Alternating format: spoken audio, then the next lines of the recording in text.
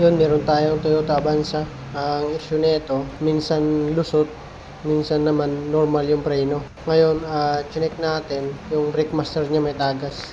Ayan, halos nangalahati na yung laman ng brake booster ng brake fluid. Tapos ito naman yung kanyang brake master. Pagka titingnan mo, mukha talaga siyang walang problema. At mukha siyang bago, pero yun nga, syempre, pyesa yan. Abang tumatagal, nagkakaproblema talaga. Lalo na kung kulang sa maintenance ang brake system. Dapat kasi ang brake system, every 80,000 to 100,000 km, ma-flashing ang brake system. So ito, kinabitan natin yung bagong brake master. Pagkatapos nyan, ipa-flashing na rin natin yung buong system para ma-flash yung dumi sa linya bago natin karga ng panibagong fluid.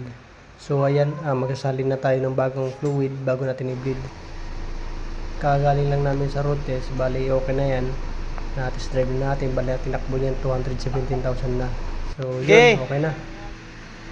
Thank you.